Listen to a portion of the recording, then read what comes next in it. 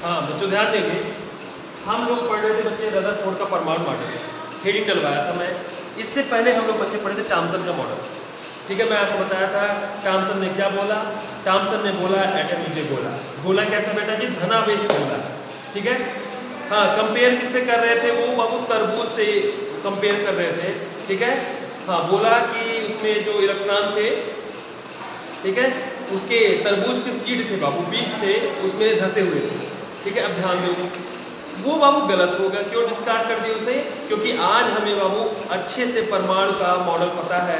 हमें पता है बाबू धन आवेश जो है उसके बाबू केंद्र में होता है। ठीक है, और इलेक्ट्रॉन क्या होते हैं बच्चे, चारों तरफ चक्कर लगाते रहते हैं। ठीक है, जबकि थॉमसन ने क्या बोला कि इलेक्ट्रॉन जो एकदम पूरे फिक्स रहते हैं, ठीक उसी तरीके जैसे तरबूज में बाबू सी। ठीक है, तो यानी कि गलत हुआ ना। आज हमें पता है कि इलेक्ट्रॉन बाबू चक्कर लगाते रहते हैं नाभिक के चारों तरफ। ठीक है, और थॉमसन ने क्या बोला था बच्चे, वो स्टैटिक जी, ठीक उसी तरीके से जैसे तरबूज के सीड धसे हो रहते हैं, ठीक उसी तरीके से इलेक्ट्रॉन जो है परमाणु में बाबू धसे रहते हैं। अब बताओ, उसने बोला था थॉमसन ने कि एटम जो है एक धनावेशित गोला है, यानी कि वो पॉजिटिव चार्ज। आज हमें पता है कि जो आज का नया परमाणु मॉडल है उसमें जो धनावेशित होता है वो कहाँ होता है बाबू, एकदम परमाणु के केंद्र में उपस्थित होता है। जबकि थॉमसन ने बोला था नहीं, पूरा का पूरा एटम ही धनावेशित गोला रहता है। ठीक है, हाँ तरबूज से कंपेयर करोगे तो जो रेड वाला पोर्शन था बोल रहा था वो क्या, अब वो धनावेशित है। और उसमें जो ब्लैक कलर के सीड पाए जाते हैं थॉमसन के हिसाब से वो क्या थे बच्चे, इलेक्ट्रॉन।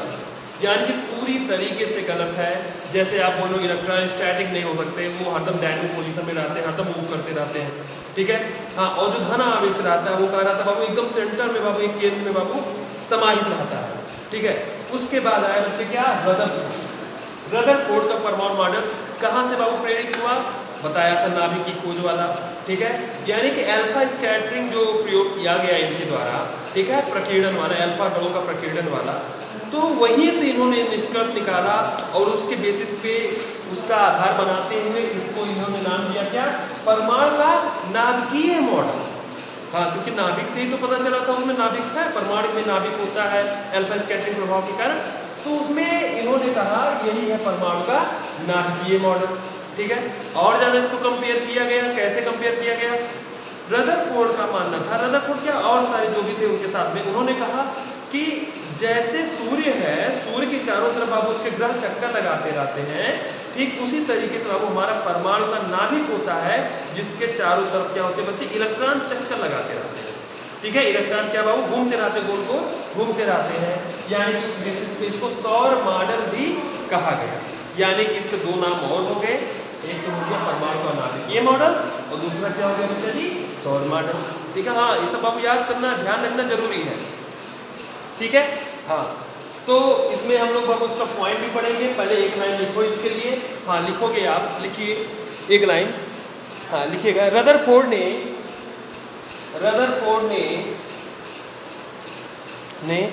अल्फा कणों के प्रकीर्णन, अल्फा कणों के प्रकीर्णन के प्रयोगों के आधार पर परमाणु का नाभिकीय मॉडल, परमाणु का नाभिकीय मॉडल प्रस्तुत किया। ठीक है,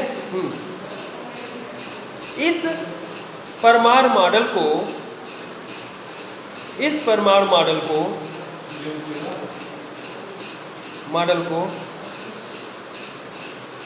लिखिएगा आगे, सौर मॉडल भी कहा जाता है,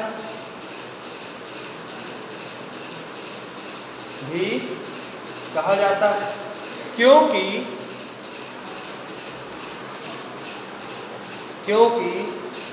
जिस तरह ऐसे लिखिएगा, जिस तरह सूर्य के चारों ओर ग्रह चक्कर लगाते हैं, ठीक उसी तरह परमाणु के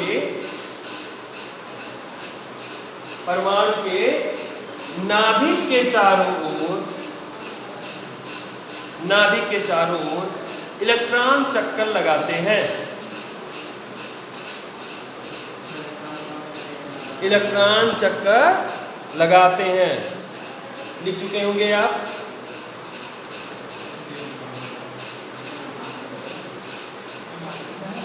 ओके बच्चा, आगे लिखोगे आप अगले लाइन से।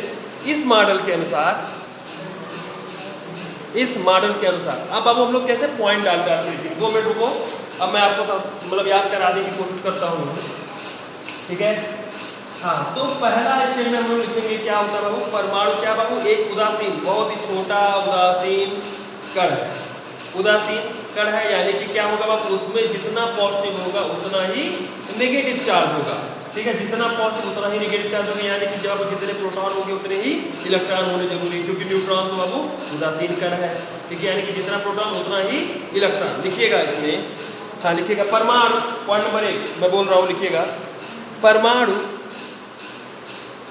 गोलाकार, परमाणु गोलाकार अति सूक्ष्म, परमाणु गोलाकार अति सूक्ष्म तथा विद्युतीय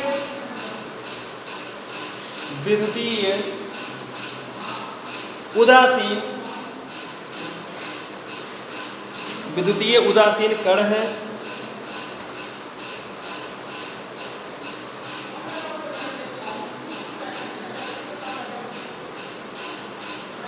है। अगला पॉइंट लिखो,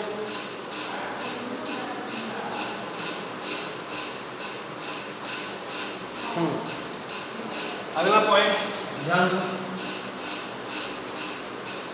अगला पॉइंट नाभिक के बारे में वो बताना है। इसमें नाभिक के बारे में कैसे क्या मैं बताया था आपको, यानी कि परमाणु का बाबू सारा धनावेश और समस्त जो उसका होता है क्या बाबू द्रव्यमान, उसी में बाबू केंद्रित रहता है। कहाँ पे, परमाणु के नाभिक में। तो पॉइंट नंबर 2 आप लिखोगे, लिखिए परमाणु का समस्त धनावेश, परमाणु का समस्त धनावेश,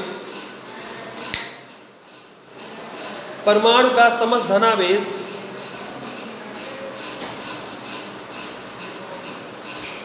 तथा लगभग समस्त द्रव्यमान, धनावेश तथा लगभग समस्त द्रव्यमान उसके केंद्र में एक सूक्ष्म आयतन में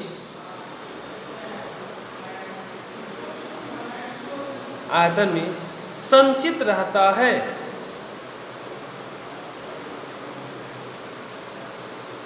रहता है। परमाणु के इस भाग को परमाणु का नाभिक कहते हैं।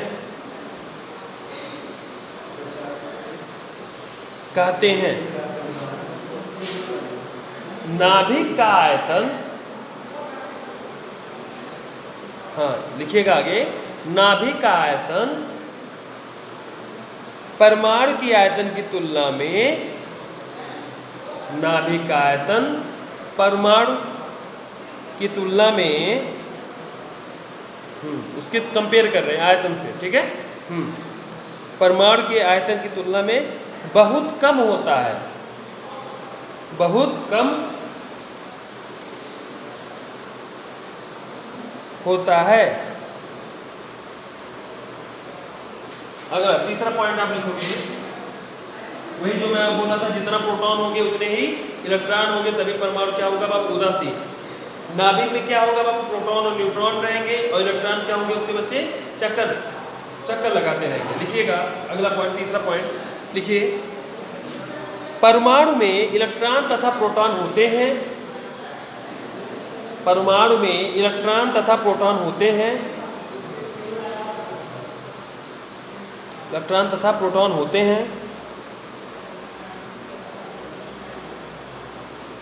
हैं। प्रोटॉन परमाणु के नाभिक में तथा इलेक्ट्रॉन नाभिक के बाहर होते हैं। नाभिक के बाहर होते हैं।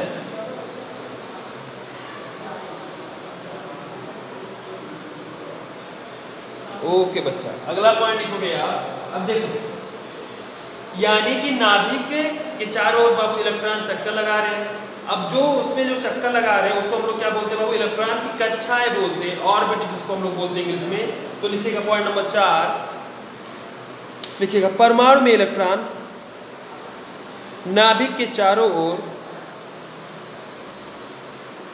जिन पथों पर घूमते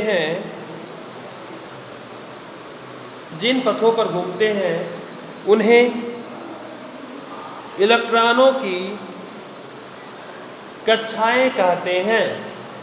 उन्हें इलेक्ट्रॉनों की कक्षाएं कहते हैं।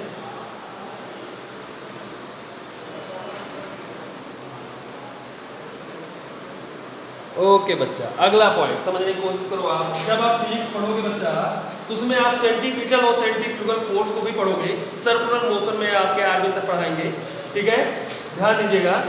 तो सेंट्रीफ्यूगल फोर्स मतलब होता है बाबू टुवर्ड सेंटर, और सेंट्रीफ्यूगल फोर्स का मतलब होता है बाबू अवे फ्रॉम सेंटर, ठीक है। हाँ, ध्यान दो, बहुत अच्छा। मैं आपको एक एग्जाम्पल बताता हूँ। आप एक क्या करते हो, एक छोटा सा बाबू स्टोन लेते हो, उसको एक रस्सी से पतले धागे से बांध देते हो, ठीक है, और आप उसको ऐसे ऐसे घुमाते हो, ठीक है। तो वो जो बाहर की जब आप घुमाते हो उसको, तो देखोगे आप जो रस्सी है वो पूरी तरीके से बाबू टाइट रहती है, एकदम उसमें टेंशन बाबू रहता है, ठीक है। हाँ, क्यों रहता है, बिल्कुल ध्यान दो। जैसे मान लो ये रस्सी है, आप यहाँ पे स्टोन वाले, तो इधर वाला फोर्स उसको हम लोग बोलते हैं बाबू अब केंद्रीय बल, यानी कि सेंट्रीफ्यूगल फोर्स बोला जाता है उसको, ठीक है। हाँ, ध्यान इस तरह, हाँ, इधर तो टेंशन रहता है, ठीक है, इधर आप हाथ पकड़े रहते हो, ऐसे से घुमाते रहते हो, ठीक उसी तरीके से आपको इमेजिन करना है। सुनो मेरी बात, होता क्या है बताओ, नाभिक तो है बाबू पॉजिटिव चार्ज और इलेक्ट्रॉन क्या है बाबू नेगेटिव चार्ज। तो क्या होगा बाबू, पॉजिटिव नेगेटिव को बाबू बुलाएगा, नेगेटिव से रहा नहीं जाएगा, वो उसकी तरफ अट्रैक्ट होगा, ठीक है। जब वो अट्रैक्ट होगा उसकी तरफ बाबू आकर्षित होगा, अट्रैक्टिव फोर्स लगेगी उसकी तरफ।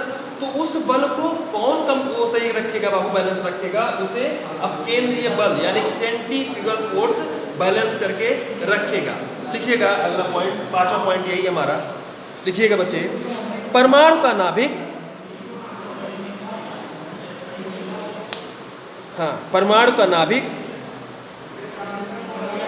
परमाणु के इलेक्ट्रॉनों को अपनी ओर आकर्षित करता है, आकर्षित करता है। आगे लिखिएगा, लेकिन वृत्तीय गति के कारण, वही मैं बोला सर्कुलर मोशन बाबू, हाँ, वृत्तीय गति के कारण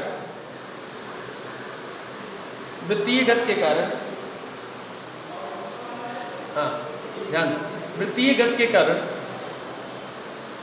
उत्पन्न अपकेंद्र बल, बेटा अपकेंद्र बल पढ़ोगे आप फिजिक्स, सेंट्रीफ्यूगल फोर्स, ठीक है। हाँ, अपकेंद्र बल इस बल को संतुलित करता है। तो बाबू क्या करता है, संतुलित करता है। अपकेंद्र बल इस बल को क्या करता है, संतुलित करता है।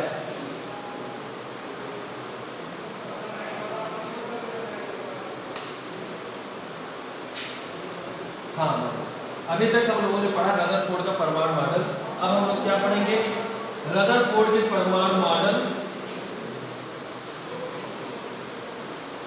रदरफोर्ड के परमाणु मॉडल के दोस्त हैं, परमाणु मॉडल के दोस्त बोले तो बच्चे कर्मियां।